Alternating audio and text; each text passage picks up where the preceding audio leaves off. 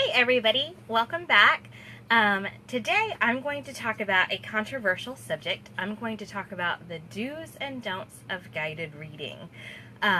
This is probably going to raise a few eyebrows because I'm sure that some of this is opinion based. So keep that in mind. This is part of it's my opinion, but I'll make sure to share why I think these are do's and don'ts. And this is by no means a complete list of do's and don'ts. There are many, many, many more things you could add to this list. This is just a couple, like top 5 or so that I picked out. I'm sharing this because today Erin at the Elementary Darling and I finished our book study for The Next Step in Guided Reading by Dr. Jan Richardson.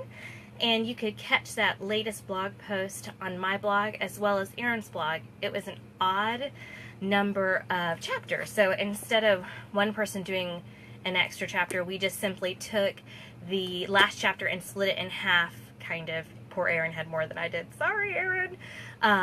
But we did it according to, I had transitional and fluent readers. There wasn't much for fluent readers. And she had the immersion early readers, which is what she had covered in the book study. So that kind of made me go, I had to share this tonight. So if you would like to see the last chapter where she shares tips for struggling readers, make sure you hop on over there. You can catch that, and I'll put the link to the blog post, both Erin and I's, and mine, in the comments below. If you're just joining me, I'd love to know where you're from and what grade you teach, because what I'm sharing will depend on what grade you teach and what kind of readers you teach. So keep that in mind before you start going, because I know it's going to happen. First things first, I'm going to share something I picked up at the Dollar Tree. Super cute. It is these finger lights. You've seen these all over the internet for guided reading. People use these all the time as a tracking device where kids can use the little light, they put it on their finger, and they can use it as a tracking tool. I'm going to file this under don't. Let me tell you why before you freak out, because I know it's going to happen, okay? In K1, this is appropriate because your kids are still learning decoding strategies and tracking strategies. By about 2nd grade, and that's when they're hitting that transitional reader, according to Dr. Richardson, when they're getting to that point, they do not need the one-to-one correspondence of calling the word to the word on the page. They're going to need to learn fluency skills where they are scooping phrases and reading in longer phrases. When kids are using fingers and witches' fingers and all of those things to track, it is fine for your lower readers. So keep that in mind. Your little babies, this is a great strategy. K1, keep doing it. It's engaging and it's fun. The big kids know it is slowing them down because their eyes are keeping up with their finger where they're reading in fluent phrases. All right? Let's see who we got today. We got 5th grade. So Elizabeth, she mentioned she's in 5th grade. No fun little trackies for you. But Melissa is working in kindergarten and pre-K. This would be totally appropriate for that grade. So keep that in mind. That Laura in New York, this is perfect for your kiddos. 1st grade, completely appropriate. Bigger kids, not so much. Now, I will tell you this. If you are working with special ed and the children maybe a 5th grader, but they are actually an emergent reader, which is possible, this could be something that you use that may be more appropriate. But as they're becoming a transitional reader, don't want to do that. Now, this is something that I have used in my own classroom. So here's another don't. Are you ready? An index card for tracking. Now, this kind of follows what I was talking about with the decoding fingers. This is a great strategy for your kids that are really probably even the beginning of 2nd grade that have problems like tracking the text. They can use it as a way to see a line at a time. And this prevents the kids that are skipping words and entire lines and chunks of text. It could show them just a piece of the text or a line of the text at a time. So this is a do for probably, I'd say 1st and maybe even up to mid-2nd, it would be totally appropriate. As you get to the bigger kids, it's not, because it's the same problem as far as fluency. It's preventing the kids from seeing longer phrases and scooping those phrases and reading fluently because they're only seeing a piece or chunk of the text at a time. Now, Yet again, if you have a big kid, maybe a 5th grader, who is not even a transitional reader or just becoming a transitional reader, yes, this is a do. This is a great strategy to keep them from skipping lines of text. By 4th grade, an on grade level 4th grader should not be doing this, all right? Because you want them to be fluent, and this is slowing them down, okay? So it goes both ways. My beloved, I know, I see Laura said, your kids love the index cards. And it's a great strategy for like 1st grade, because I know she said she was in 1st grade. So Laura, that's a great strategy for your 1st graders. The beloved whisper phone. And oh, Elizabeth did mention, if your children, let me skip back. If your children have dyslexia, or you're also talking about just LD in general and reading, it is appropriate to use some of these strategies to help them. I'm talking like for this, if you had a 4th grader who had a habit of skipping chunks of text, this is an appropriate scaffold. All right. Here's the deal. For on grade level kids, you've got to keep in mind as they get bigger, 3rd, 4th, probably not an appropriate strategy. Let me go back. The beloved whisper phone. This is actually something I had made at Home Depot. It is 2 pieces of PVC pipe. I think it's like two 90-degree pipes. And then it had a pipe in the middle. My husband cut it down and then he super glued it together. It creates a telephone. And when kids are reading at the table, this is a great strategy for your younger readers. Many of your younger readers, as they're reading, will subvocalize, which means they read out loud. And that is actually a developmental milestone in learning to read. So for your younger readers, that is totally appropriate. And what it could do for your babies is that when they're reading out loud and they're saying, the little dog went to the store and he saw his friend Bobby, it doesn't distract the readers around them, okay? It prevents them from distracting others, and it also puts their voice directly into their ear.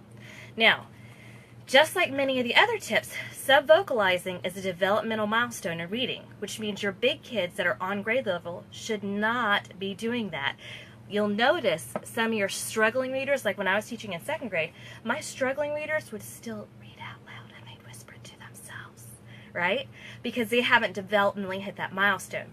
By about the end of 2nd grade, that's how I looked at it. If the child was on grade level in reading, I would take away the whisper phone, because at that point you want them to be able to mentally keep up with the text so they do not any longer have to subvocalize. You want them to keep the reading in their head. So do use whisper phones if your child is probably on grade level up to mid 2nd grade. If the child is on grade level in 2nd grade and up, I would not use it. I'd say it's a don't. Yet again, if your child is a 4th grade reader that is reading significantly below level and is reading on a level H, I would totally pull out the whisper phone and begin talking about keeping the reading in your brain, storing it in your head rather than reading out loud. Those are all appropriate strategies to teach, but I would not say it's appropriate for a 4th grader to be using this. So it is a do and a don't, just depending all on your kids' developmental reading, where they are in reading. All right, the next one that we have is, let's see, don't have any props for this one.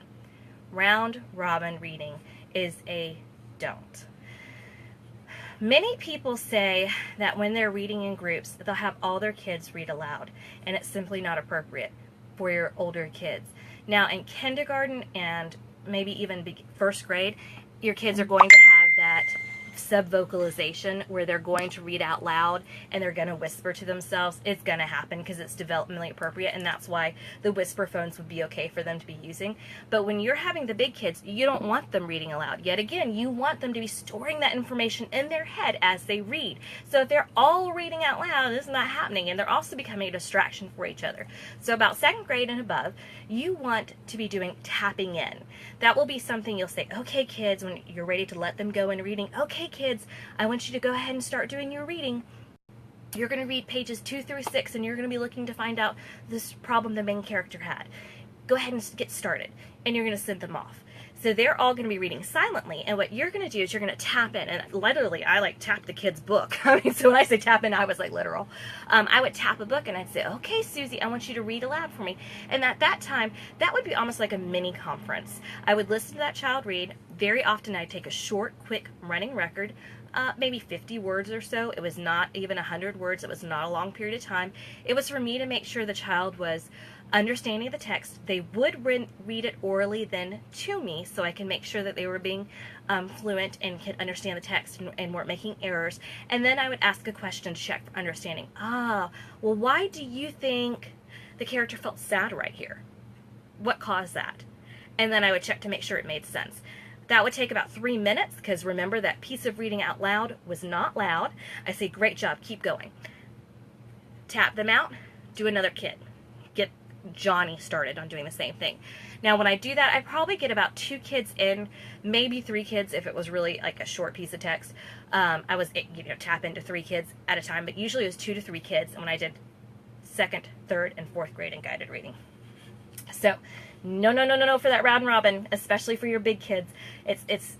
There's a lot of research out there telling you why round robin is not the best. And if you want me to do a video on strategies outside of round robin, or things that you could do with your kids to practice fluency, because that is a lot of the arguments for round robin reading, I'd be happy to do a video or blog post about that. Just mention it in the comments below, and I will try and make a plan for it. And my last tip for the do's and don'ts of guided reading is another don't. And I will tell you, this is a personal opinion. However, Dr. Richardson did mention it in her text. She actually had my same opinion, which made me feel better. Guided reading is really difficult to do if you don't have appropriate text. A lot of teachers, since they don't have the text, they might reach out for chapter books. And I'm just going to be honest, I do not feel like chapter books are the best fit for the guided reading setting. Your kids should be doing chapter books. You should be reading them with their kids. You could do that as a whole group model. You could do that as a read aloud. You could do that in literature circles. There are many different ways to be doing chapter books. Guided reading is probably not your best bet.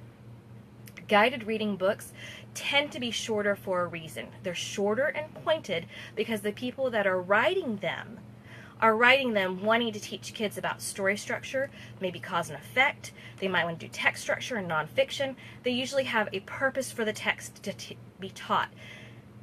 In a chapter book, there is a lot going on. Like, that's the beauty of a chapter book, is keeping up with the story and what's happening and the plot and how it changes over time. That is the amazing part of a chapter book. It is very hard to do a good job of teaching that in 25 minutes a day. Let's be honest. And if your kids are able to read this outside of the guided reading setting, then it probably is not an appropriate text for guided reading, because by then it would be an independent text. They could read it on their own. You could do a book club. You could do a literature circle. You don't want to use your time in guided reading doing that, because you want to use your guided reading time judiciously. You want to use that time to see, where is that kid as a reader? What do they need? What can I push them forward with? If they can read this by themselves, you're not doing any pushing. It also simply takes too long. 25 minutes a clip, you would be reading this for 4 months. And what kid wants to read about Elmer and the Dragon in 4 months? Let's just be honest, because I'd be sick of Elmer. Let's just put him out. Put him out of his misery. So that is my opinion. So let's talk about other strategies. I have several series of guided reading text in my TPT store. There are time for kid articles that you can use. There are different kinds of just biographies available online and free text. There used to be an entire site that had free text. I'll see if it's still available. I don't know if it is off the top of my head. If your school has a leveled reading library, that would be a great place to go. If not, do pester your principal, because they might be able to find the budget to buy you some of those leveled readers. Let's see. I'm going to your comments before I go. So Amy says she does want to have a strategy video for outside ideas besides round robin. And Elizabeth, readworks.org has some great ideas. If you haven't seen the website readworks.org, Elizabeth suggested it. It is a great website and has a million different resources. There's another one, and it may be or not, I can't remember, but it has like passages that are done by Lexile level. And if I can remember, I'll put it in the comments below before I leave. And also, Ashley Daniels Thomas said, do I think that guided reading is appropriate for 3rd to 5th grade? And I think it is absolutely appropriate, and I think it is imperative to be doing this even with the bigger kids. Dr. Richardson's book, if you look, it actually goes up to 8th grade. Just because your kids are in 3rd through 5th grade does not mean that they are ready to tackle longer, harder text, because as you get into 3rd through 5th grade, much of the text they will be reading is going to be nonfiction with maybe unfamiliar text structures such as cause and effect, comparing and contrasting. So you're getting into much more complex text. So yes, they will need their hands held in reading as well. Let's see. Last thing. This is, before I sign out, I'm trying to remember, make sure I got it all. I hope that gave you a couple, Abby, preach it, sister! Is that a little too opinionated? But I will put some of those links below. Would I suggest, Ashley, before I do that, would I suggest doing passages rather than books? If you have access to books, I would always, always, always choose an authentic book of any sort with a cover and information inside of it over a passage, because I think kids need books in their hands whenever possible. If you do not have access to books and passages are all you can get, use passages. And I do think that sometimes passages would be appropriate to use occasionally, especially if you're doing something to support something in the content area in science and social studies. It's going to be easier to find a passage, and you can do that. It's also short and to the point. Richardson also mentions using poetry to work on in your guided reading groups, and that is fantastic, especially with some of your higher readers. That poetry is going to be very difficult, and it's going to, like I think the kid actually said in there, he's going to have to roll his sleeves and dive in, and that is exactly what's going to happen if you're teaching poetry, because you're talking about things on a figurative level. The literal comprehension is just not going to be as, you're not going to be working on a literal comprehension level when you're doing poetry. It's generally going to be much deeper and much meaningful. So you can really dive into those other strategies. So today, before I forget, this is the end of the do's and don'ts for guided reading. I will try to think about strategies for, or a blog post or a video for fluency and strategies to do outside of round robin reading. And before I forget, this is just the first video of one every day this week, but Friday. I am diving into launching the Writer's Workshop. Starting tomorrow, Wednesday, and Thursday, I will be talking about mini lessons for the beginning writing workshop. I'll be talking about, do you use a writing folder or a writing notebook? And I'll be talking about resources for your mini lessons, as well as an engaging lesson to teach the writing process. So make sure you come back, stay tuned, come back here tomorrow at 7:30, and I will be talking about writer's notebook, writer's folder. Which one do you use? Thank you so much for tuning in, and I'll try to answer any questions that I haven't already.